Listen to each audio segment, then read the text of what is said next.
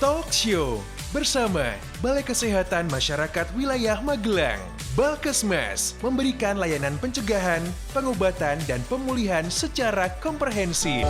Masih disiarkan langsung dari kawasan Kampus 2 Unima Universitas Muhammadiyah Magelang, Ferdi Hasan. Masih ada untuk Anda sampai jam 11 siang. Dengan narasumber kita ada Dr. Prima Karitasari, SPP MKes, dan juga Bu Sari Palope, Nurse ya. Tema kita kali ini adalah sindrom pernafasan pasca COVID-19. Tadi sudah dijelaskan sama dokter apa itu sindrom pernafasan pasca COVID-19 ini gitu kan. Terus sama Ibu Sari upaya kesehatannya. Dan kali ini Gerawat Unima aku masih pengen lagi ke Ibu Sari. Iya. Tadi kan sempat kita bahas sedikit tentang cerdik gitu kan. Iya. Kak, kalau stres, nah ini gimana Bu Sari cara mengelola stres yang baik dan benar gitu? Ini bikin kepo semuanya. Kepo ya? Dong harusnya. Karena apa sih namanya pandemi ini kan lama hampir setahun juga kita anniversary COVID ini ya Allah. Kapan berakhirnya ini? Iya, ada yang stres juga, gimana cara mengelolanya gitu, Dok. Kerabat Unima juga Mas Ferdi, memang tidak hanya bagi yang sakit saja ya, untuk semuanya ya. Kembali bagaimana harus pintar-pintar kelola stres ya. Memang ini rumus ya dari cerdik, rumus kita untuk selalu sehat lahir batin ya. Yes. Apalagi tidak ada kesehatan fisik tanpa kesehatan jiwa. Nah, itu dia betul sekali. Jadi memang kita harus punya rumus gitu ya. Mungkin Mas Ferdi pernah kenal namanya mindfulness gitu ya. Bagaimana suatu kondisi penerimaan diri ya. Kita menyadari apa yang terjadi, jadi dinikmati situasi yang ada apapun itu saat ini. Karena memang pandemi kan memang terjadi gitu ya, dan kita nggak bisa menghindari ya, nggak bisa menolak gitu ya, juga nggak akan mungkin terus-menerus mengeluh gitu. Jadi apapun situasinya ya memang perlu berlatih ya. Kita berlatih untuk penerimaan diri, berlatih untuk apa ya, dengan senang hati gitu ya, menyadari kondisi saat ini yang terjadi. Terima saja tanpa ada penghakiman atas apa yang terjadi sekarang, apalagi menyesali yang masa lalu ataupun terlalu khawatir dengan yang akan datang, nggak perlu. Jadi hari ini yang terjadi apa, kita terima dengan senang hati, kita ikhlasi. Kemudian juga kita ikhlasi bagaimana upaya untuk mengurangi resiko-resiko yang akan terjadi. Nah, jadi apapun yang terjadi ikuti dan kerjakan semuanya dengan senang hati gitu ya. Termasuk bagi mungkin yang waktu Bu Dokter beliau mendiagnosa mungkin COVID, ya kita harus back up ya. Itu mesti ada drama dulu ya Dok ya. Jadi dramanya seperti apa ini? Ya mungkin yang takut swab atau takut hasil kalau positif gimana, segala macam pertanyaan. Nah itu kan kita harus menenangkan klien dulu sampai dia betul-betul real menerima kenyataan yang terjadi sekarang, penerimaan dirinya muncul, baru kita bisa ngasih edukasi apa yang harus dilakukan selanjutnya. Nah itu kalau nggak menenangkan diri dan ada penerimaan, tentu tahap selanjutnya sulit untuk kita lakukan. Apapun dalam situasi, kondisi atau masalah apapun, itu rumus mindfulness, penerimaan diri dengan senang hati tanpa penghakiman atas suatu kondisi, itu menjadi suatu hal yang pokok, penting ya. Kalau mungkin dalam bahasa kita spiritual mungkin ya rasa syukur dan rasa sabar dengan kondisi ya.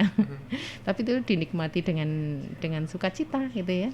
Termasuk nanti kalau Bu Dokter di pasca COVID Bapak latihan nafas ya, dan namanya nafas post sleep breathing atau latihan otot pernafasan. Itu juga kita harus support bagaimana dia mengerjakan dengan senang hati, nggak males. Itu kan mungkin ada yang males terus mungkin betul-betul isolasi di rumah nggak ngapa-ngapain, mungkin tidur terus, itu juga nggak bagus kan ya buat kesehatan. Kita harus kasih tahu apa yang harus dikerjakan, dan semua apapun tipsnya, resep dokter juga perawat itu dikerjakan dengan senang. Mindfulness Mas, yang bagaimana kita bisa mulai mengelola stres dengan baik. Mindfulness ini harus benar-benar Anda penerimaan latihan. Tapi kadang susah buat menerima kondisi seperti itu, agak susah menurut saya. Dan memang perlu lingkungan ya, lingkungan yang menciptakan ya. Lingkungan kan bisa lingkungan internal kita ya, memang membiasakan ya. Insya Allah kalau kita sudah dibiasakan hal yang positif ya, mungkin sikap positif, ucapan positif, aktivitas yang positif, insya Allah nggak begitu sulit ya. Kemudian apalagi lingkungan yang support ya, positif, keluarga ya mendukung gitu ya, tenaga kesehatan juga menerima ya, menerima atas kondisi pasien juga gitu ya. Kalaupun kita harus berjarak, saya biasanya kasih informasi yang membangun bahwa ini untuk kepentingan pasien. Jadi dia nggak terkesan saya berjarak. Saya takutnya pasien merasa tidak diterima juga, sehingga dia tidak merasa comfort dan terbantu untuk menerima kenyataan sakitnya. Nah itu juga memang perlu latihan dan lingkungan yang mensupport. Jadi kalau di Balkesmas istilahnya bikin pasien nyaman dulu ya. Nyaman ya. Ya misalnya mungkin ada diagnosa berat mengarah ke sana, nanti Ibu mari ikut saya gitu ya. Jadi kita tempatkan tempat yang lebih fresh udaranya ya. Di dalam mungkin banyak pasien yang lain ya, Ibu lebih sehat, lebih segar di sini. Nanti ngobrol sebentar di walaupun tetap physical distancing ya. Yang dijelaskan sakitnya, yang dikhawatirkan apa gitu ya. Nanti kita urai satu persatu sampai betul-betul penerimaan. Karena nanti PR selanjutnya kan isolasi tuh. Betul. 10 hari kan ada banyak Iya. yang harus dilakukan dengan senang. Jadi harus betul-betul di-prepare seawal mungkin. Oke, Ibu Sari, tadi Ferdi sempat ingat juga seputar statement Ibu Sari seputar Germas ini masih jadi PR banyak orang, terutama di Magelang juga. Itu kenapa sih kok banyak PR gitu? Iya, karena kadang kalau orang merasa sehat itu merasa nggak butuh pemeliharaan ya. Oke. Tahu-tahu nanti dia datang ke dokter, Udah asma ini ya, lagi, udah hipertensinya asma. ya. Nah, jadi kan memang harus menyadari nih sekarang masa pandemi musim kayak gini, seperti halnya 5M kan ya. Awalnya kan orang nggak peduli ya, tapi sekarang kan jadi kebutuhan. Nah, mestinya seperti itu. Oke. Jadi untuk biar saya tensinya nggak tinggi, saya harus mengurangi mungkin yang natrium ya, itu yang asin-asin ya. Nah itu kan jadi kebutuhan dia. Jadi nggak mestinya nggak dikejar-kejar lagi. Jadi itu Yes. udah kebutuhan bukan PR gitu ya. Kemudian periksa ke dokter nggak usah nunggu sakit gitu, itu juga jadi kebutuhan gitu ya. Apalagi sekarang kebutuhan untuk bin kita nggak terjangkit COVID ya, itu kan pencegahan ya, itu juga kan kebutuhan kita ya. Jangan sampai, karena repotnya ya diisolasi dan segala efeknya. Ya itu kan alangkah senengnya kita tenaga kesehatan kalau itu menjadi kebutuhan dari masing-masing individu ya, sehingga sangat membantu bagaimana layanan kesehatan itu tidak kebanjiran atau kedatangan pasien yang sudah dalam kondisi stadium sakitnya sudah sedang berat gitu ya. Jadi semua berawal dari diri sendiri gitu ya. Iya, mandiri. Ibu ya, mandiri ya. Oke. Nah, ini berkaitan dengan sindrom pernafasan pasca COVID-19 ya. Aku pengen tanya lagi nih, gimana sih antisipasi dari masyarakat atau keluarga terkait sindrom tersebut ini? Dokter? Terima kasih Mas Ferdi. Jadi dan kerabat Unima. Jadi supaya kita tidak terkena sindrom pasca COVID-19, ya kita jangan kena COVID. Jangan kena COVID. Iya, jadi terapkan protokol kesehatan dimanapun berada, baik di luar maupun di dalam rumah. Dan ada beberapa hal yang kadang mungkin kecil tapi terlupakan. Misal saat kita bersin. Bersin itu kan ada caranya. Caranya kita bisa bersin di lengan kiri, gitu. Atau kita mengambil tisu, kemudian tisu pada saat kita mau bersin, buru-buru cari tisu atau cari sapu tangan, kita bersin di situ, sapu tangan kita cuci, kalau tisu kan kita bisa buang. Betul. Dan kalau kita pakai tangan, udah kadung, udah nggak sempet gitu, segera cari tempat cuci tangan. Hand sanitizer itu kan hanya sementara aja, tapi cari tempat cuci tangan yang ada air mengalir dengan sabun. Ingat Mas, dengan sabun. Karena virus yang menyebabkan COVID, virus SARS-CoV-2 itu mati dengan sabun dengan jumlah yang cukup. Jadi jangan cuma dikit tok sabunnya. Jadi sabunnya yang cukup, kemudian pakai merata, pakai langkah-langkah cuci tangan yang betul dengan air yang mengalir. Nyanyi Happy Birthday dulu nggak? Oh ya, nyanyi itu ya. Iya. Selamat. Biasanya nggak? Lamanya Ada kayaknya waktunya. Happy Birthday. Iya, ada itu. Iya, terus dikeringkan dengan lap yang bersih atau pakai tisu. Insya Allah aman. Kadang di rumah kan kita karena merasa di rumah sendiri, hajit gitu, nggak cari tisu, betul. sembarang aja lah. Orang di rumah sendiri gitu. Gitu kadang itu kan itu hal yang kecil, tampak kecil. Karena kan dulu kita nggak bersin aja kok nggak ada Aturan, etikanya, etika, ya iya. ada etikanya bersin. Ya sekarang kita mesti patuh, kemudian pakai masker, jangan lupa jangan terlena.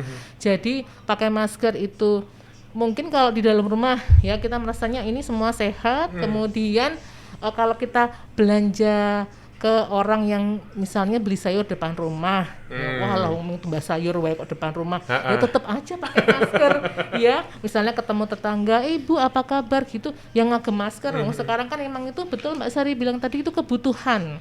Jadi itu bukan hanya keharusan tapi kebutuhan gitu. Dan kita memang kalau kita mau terhindar dari kena sindrom pernafasan pasca COVID ya kita jangan kena COVID dulu ya, caranya tetap terapkan protokol kesehatan dengan baik. Terus kalaupun kita sudah terkena COVID dan kita sudah sembuh, namun dalam 4 minggu atau 1 bulan setelah dinyatakan sembuh atau swab-nya negatif, kok masih ada saja keluhannya, masih pusing dok, masih lemes, masih batuk, masih ada dahaknya, segera periksa ke dokter. Segera periksa, kita nanti akan lihat apakah ini hanya sindrom pasca COVID ataukah ada penyakit yang lain, ataukah ada keadaan-keadaan penyerta yang nggak terkontrol yang membuat penyembuhannya jadi lebih lama. Itu Mas Ferdi. Oke, nah tadi dokter juga menyebutkan keadaan penyertanya yang lain itu seperti apa dok? Bisa digambarkan? Ada penyakit gula atau diabetes, kemudian ada penyakit paru sebelumnya, punya asma, punya PPOK, atau pada pasien dengan geriatri atau usia lanjut, kemudian pada pasien yang ada keadaan imun tubuhnya turun, misal ada sakit HIV-nya, atau pada pasien yang memakai obat-obatan tertentu dalam jangka waktu yang lama, kan ada tuh pasien yang harus memakai obat yang menurunkan imun dalam jangka waktu lama, kebetulan dia kena COVID juga. Itu bisa menyebabkan kondisi-kondisi yang penyembuhannya jadi lebih lama ketimbang yang lain gitu. Terus kalau misalnya ada keluhan pasca COVID, walaupun sudah sembuh COVID, nanti ya dokternya harus mikirkan apakah ada reinfeksi atau kena lagi, terinfeksi COVID lagi, atau ada penyakit yang lain. Jadi misal kena TB paru, atau ternyata ada sakit bronkiektasis, atau ada sakit yang lainnya yang kita ketahuinya setelah pasca COVID, setelah keluhannya nggak sembuh-sembuh, oh ternyata setelah diperiksa lagi ada hal yang lain gitu. Oke, jadi ingat crowdfunding, jangan sampai ini ya, jangan sampai salah kaprah dalam menghadapi pandemi seperti ini ya dokter ya. Oke, nah ini nih, gimana sih cara untuk mencegah atau menerapkan diri sendiri gitu kan jika terkena sindrom pernafasan pasca COVID-19 ini? Mungkin ada yang langsung panik, waduh gimana langsung beli obat tanpa resep dokter lah, atau mungkin dengan jalan yang lain, gimana ini harusnya? Iya, itu bisa jadi tuh Mas, ya beli obat karena udah nyatakan sembuh gitu ya, mungkin nggak kontrol dokter. Makanya ketika kita ada pasien itu hadir ya, datang ke tempat kita, baik dia terdiagnosa di kami ataupun bukan ya Bu ya, itu tetap kita motivasi untuk kontrol secara berkala, dan kita kasih arahan Mas untuk dilakukan di rumah, misalnya sesuai dengan keluhan atau di bagian mana dia terkena efeknya, misalnya mungkin di paru atau di jantung, mungkin dia akan merasa berat, sesak terus, atau mungkin masih ada pusing, otot rasa lemas, atau nyeri-nyeri dada. Nah itu kita mungkin bisa bantu dia untuk kasih edukasi apa yang harus dilakukan di rumah. Selain tadi mindfulness, hati selalu bahagia, penerimaan diri, juga diikuti dengan latihan nafas gitu ya. Jadi latihan nafas itu memang namanya juga latihan nafas ya, jadi bagaimana mengembalikan fungsi nafas itu secara optimal, maksimal, sesuai dengan kondisi pasien masing-masing ya. Jadi mungkin kita ajarkan tarik nafas semaksimal pasien bisa sampai hitungan ketiga, syukur bisa sampai hitungan kelima, ditahan dulu, kemudian dihembuskan sampai hitungan kelima, seperti itu. Dilakukan secara rutin, berkala, sesering mungkin ya, saat pasien mungkin aktivitas jeda dulu, atau mungkin saat ngalamun dia mau harus latihan nafas ya, dinikmati ya dengan sukacita sampai ketika kondisi itu menjadi kebiasaan, tanpa sadar parunya sudah berlatih gitu ya. Kemudian bisa dikombinasi dengan latihan otot progresif ya, terutama otot pernafasan yang mungkin bisa dengan peregangan ya, gerak-gerak ini ya kan nggak harus orang yang pasca COVID nggak harus dia olahraganya kayak yang berat gitu ya, enggak gitu ya, harusnya simpar-simpar ringan ya, aja cukup gitu. kalaupun dia apalagi geriatri ya, dengan usia lanjut dia bisa dengan duduk ya di kursi atau di tempat tidur ya, dengan peregangan otot nafas kita latih beberapa gerakan yang sederhana, mungkin memutar pundak bahu ya, kemudian tangan diregangkan sambil diselani tadi latihan nafas. Itu dilakukan mungkin pagi, siang, sore seperti minum obat ya, jangan lupa ya Bu. Jadi tergantung bagaimana atau bagian mana yang terserang ya, atau mungkin untuk pernafasan bisa dengan latihan nafas dan latihan otot tadi, otot pernafasan. Kalau mungkin di organ perasa gitu ya, nah dia atau mungkin menelan ya, itu dia bisa dengan tetap berlatih mengkonsumsi makanan dengan konsistensi yang meningkat. Misalnya jangan terus makan bubur terus ya. Terus mungkin dinaikkan dengan tim nasi, sayur. Itu kan mungkin masing-masing beda ya. Betul. Dengan gangguan menelan atau mungkin merasa ya. Tetap dilatih dengan bervariasi rasa dan konsistensi makanan. Ya, kemudian ada mungkin yang gangguan konsentrasi atau mungkin tidak fokus-fokus, bisa jadi juga dia harus dilatih bagaimana segera memulai aktivitas seperti dia biasanya apa yang dilakukan ya, dengan mungkin latihan membuat rencana harian ya, kemudian disederhanakan lagi mau ngapain gitu ya. Jadi itu memang harus dilatihkan karena masing-masing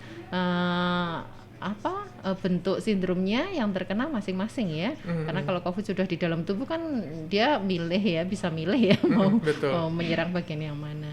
Atau mungkin aktivitas yang masih lemas ya, kita bisa berikan arahan derajat atau tingkatan hal yang bisa dilakukan. Mulai dari yang ringan dulu, yang dilakukan bisa dengan sambil duduk ya. Jangan dipaksakan ketika kondisi harian yang berat itu harus dilakukan, jangan dipaksakan dulu. Nah, itu akan kita monitor sampai pasien beberapa kali kontrol. Makanya kita arahkan kapan dia akan cek ulang lagi ketika mungkin dia didapati aktivitas kemudian sesek ataupun duduk aja dia udah sesek. Nah, mungkin Bu Dokter akan periksa lanjut lagi, apalagi ada demam. Nah, mungkin ada reinfeksi. Nah, itu kita lakukan saat dia kontrol, dimonitoring, dan pasien diajarkan bagaimana monitor di rumah juga. Kalau mungkin masih ada batuk, apalagi ada panas, jangan lupa tetap kontrol seperti itu. Jadi bertahap semuanya dan semua dilakukan dengan mindfulness tadi. Terima dengan ikhlas, kondisinya seperti ini, senang hati gitu kan. Iya, insya Allah sembuh lah. Ada pernafasan itu bisa bikin rileks loh ya, Ibu ya. Oke, Kriwanto Dima, buat yang sudah bertanya di 0811 2533 876, habis ini kita bakal langsung share ke narasumber ya. Dan pastinya buat yang masih pengen tanya, boleh banget langsung aja japri di SMS WhatsApp Unima FM 0811 2533 876. Ferdi ucapin terima kasih buat kerabat Unima yang sudah gabung di 0811 2533 876 0811 2533 876. Tema kita kali ini adalah sindrom pernafasan pasca COVID-19 ya. Terima kasih yang sudah gabung di WhatsApp Unima FM. Ini langsung aku bacain ya. Ada Fitri di Kalinegoro, apa benar penderita asma itu lebih rentan terkena virus COVID-19? Terima Silakan, kasih dokter. Mbak Fitri di Kalinegoro. Apakah benar penderita asma lebih rentan terkena virus COVID? Sindrom ini ya. Jadi jadi begini, ada beberapa keadaan tertentu kan untuk terkena sindrom pasca COVID berarti mesti kena COVID dulu.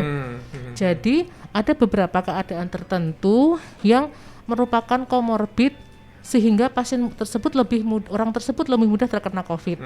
Misalnya pasien lansia atau usia lanjut, kemudian pasien dengan penyakit tertentu, misal penyakit akut kayak asma, PPOK, TBC, kemudian pasien dengan gangguan sistem imun, misal pasien dengan HIV/AIDS, atau pasien dengan kanker, atau pasien dengan riwayat minum obat-obatan tertentu di mana obat-obatan itu menurunkan sistem imunnya. Kemudian dia terkena orang yang kena COVID, virusnya masuk, kemudian menjadi kena COVID. Jadi seberapa persen orang yang pernah kena COVID, mungkin begitu pertanyaan Mas Edi ya, yang pernah kena COVID akan mengalami sindrom pasca COVID? Tidak semuanya. Tapi untuk berapa persennya memang saya belum pernah baca penelitian atau jurnalnya. Jadi apakah semuanya akan kena? Oh, belum tentu. Ada yang setelah sembuh COVID tidak mengalami sindrom pernapasan pasca COVID itu ada, tapi ada juga yang mengalaminya hingga beberapa bulan. Jadi tentu kita harus pertimbangkan apakah ini hanya sindrom pasca COVID ataukah ada penyakit lain sehingga keluhannya masih ada. Mungkin seperti itu jawabannya, Mas. Oke, terima kasih buat Fitri di Kalinegoro. Eduardus di Mertayudan, seperti apa sih penanganan yang dilakukan Balkesmas Magelang ketika ada pasien dengan kasus sindrom pernafasan? Ya, terima kasih Mas Eduardus. Jadi di Balkesmas Magelang sendiri, nanti kalau memang ada pasien yang datang dan memang pernah terkonfirmasi COVID, kemudian masih ada keluhan yang menetap hingga 4 minggu bahkan lebih, maka kita lakukan ronsen dulu dan pemeriksaan lab. Setelah itu kita periksa pasiennya dan kemudian kita menentukan apakah perlu diberi terapi ataukah ada hal yang lain di luar itu, apakah ada reinfeksi. tentu kita harus bertemu dengan pasien, kita harus periksa pasiennya, dan pengobatan tersebut harus dievaluasi paling enggak 1 bulan. Jadi kontrol lagi pasiennya, enggak sekali datang terus habis itu selesai. Jadi akan ada beberapa kali pertemuan atau beberapa kali kontrol. Jadi harus ada ini step by step-nya lah Iya, ya, agar betul. untuk Anda itu tetap bisa sembuh gitu. Oke, Arin di Sawangan, dokter, berapa persen kemungkinan pasien yang telah sembuh dari sindrom pernafasan itu bisa kambuh lagi penyakitnya? Terima kasih. Jadi berapa persen pasien yang pernah kena sindrom pernapasan akan bisa. kena sindrom pernapasan lagi? Nah, kalau sindrom pernapasannya itu sudah sembuh, kemudian ada keluhan lagi, Mas Ferdi, ada batuk dok, ada sesek, berat badan saya turun. Mungkinkah ada sakit yang lain atau mungkin ada reinfeksi atau kena COVID lagi? Kan sekarang sudah di Indonesia juga pasien yang reinfeksi kan juga sudah ada, Mas. Iya. Jadi ada yang kena 2 kali, ada yang kena 3 kali. Jadi kita mesti pikirkan itu juga. Dan pasien tersebut memang sebaiknya kalau ada keluhan setelah sembuh COVID-nya dan pasca COVID sindrom udah sembuh, selang berapa bulan kok ada keluhan lagi, segera periksa. Dengan membawa data-data yang dulu. Misal dulu ada data laboratorium dibawa, ada data swab dibawa, data rongsen dibawa, dan mungkin ada resume medis dibawa. Itu penting banget sebagai dokter untuk menyimpulkan atau berpikir ke arah kemungkinan diagnosa apa ke pasien tersebut. Oke ya, terima kasih buat Arin di Sawangan. Mas Ojan, halo Mas Ojan, apakah ada pantangan bagi penderita sindrom pernafasan? Ibu Sari, silakan. Makanan ya? Yes, pantangannya Yes, ada nggak sih? Kayaknya kita sering dengar itu ya, pokoknya makan-makan gitu. Betul. Ya memang secara umum kita justru butuh nutrisi ya untuk pasien COVID ya, untuk dia bisa meningkatkan imun atau daya tahan tubuh. Jadi justru malah bahasanya kami TKTP ya, tinggi kalori, tinggi protein. Tinggi Ini kalori, lengkap. tinggi protein, Iya, oke. jadi dari unsur karbohidrat, protein, ya lemak, kemudian mineral, vitamin, air ya, yaitu nggak ada pantangan. Kecuali dia yang alergi ya, misalnya dia punya kekhasan ya khusus alergi dengan misalnya telur ya diganti ya proteinnya selain telur gitu ya. Secara khusus nggak ada pantangan untuk dari sisi kesehatan ya untuk penderita COVID. Karena Jadi perlu nutrisi boleh-boleh yang aja. banyak ya Iya, dalam tubuh ya. Iya. Oke, terima kasih buat Mas Ojan. Satu lagi ya dokter dan juga Ibu. Ada Velamo di Serumbung. Mau tanya dong, kalau orang penderita HIV apa boleh divaksin? Terima kasih Mas. Jadi pada pasien HIV yang akan divaksin atau mendapatkan undangan vaksin, mohon untuk meminta rekomendasi terlebih dahulu kepada dokter yang merawat. Apakah kira-kira layak atau belum layak atau tidak layak untuk divaksin? Karena memang pada kenyataannya kan di Balkesmas Magelang juga salah satu vaskes yang melaksanakan vaksin. Memang ada yang tidak bisa divaksin. Jadi memang tidak divaksin, tapi ada alasan tertentu dan ada juga yang memerlukan surat rekomendasi dokter untuk divaksin. Jadi harus ada rekomendasi dari Rekomendasi dokter dahulu dulu, dari dokter baru yang merawat. bisa untuk vaksin ya. Oke, Betul. terima kasih sudah tanya di 0811 2533 876 saatnya closing statement nih dari narasumber kita kali ini. Boleh dari dokter dulu ya? Terima kasih Mas Ferdi. Jadi kita semua harus menerapkan protokol kesehatan dimanapun kita berada, baik di dalam rumah maupun di luar rumah, agar kita nggak kena COVID. Itu kan kita sudah usaha ya Mas ya, sudah usaha maksimal. Semoga Allah juga memberikan pertolongan, kita terhindar dari sakit yang berbahaya, dan kemudian kalaupun terkena nggak sampai terkena sindrom pasca COVID dan bisa sembuh dengan baik, dengan sempurna, sehingga bisa beraktivitas seperti biasa, kualitas hidupnya bagus. Itu aja Mas, protokol kesehatan. Walaupun dari vaksin, walaupun sehat, nggak ada komorbid, tetap kita harus menerapkan protokol kesehatan yang baik di dalam maupun di luar rumah. Oke, terima kasih dokter. Kalau Ibu Sari sendiri, monggo Ya, silakan. apa yang disampaikan Dokter Prima, upaya-upaya pencegahan ataupun upaya-upaya pengobatan yang harus dilalui, lakukan semuanya dengan senang hati. Oke, Dan betul. merasa syukur, kita hadapi semuanya dengan ikhlas ya. Insya Allah dengan seperti itu daya tahan kita justru akan lebih baik dan kita akan melalui fase masa pandemi ini tetap dengan senang ya. Karena sehat jiwa itu penting untuk sehat fisik gitu Mas. Oke, terima kasih buat narasumber kita kali ini, Dr. Prima Karitasari, SPP MKes, dan juga Ibu Sari Palupi, SCAP Nurse yang sudah hadir di studio. Ngebahas seputar tema adalah sindrom pernafasan pasca COVID-19. Ferdi pamit, sampai ketemu besok dan wassalamualaikum warahmatullahi wabarakatuh.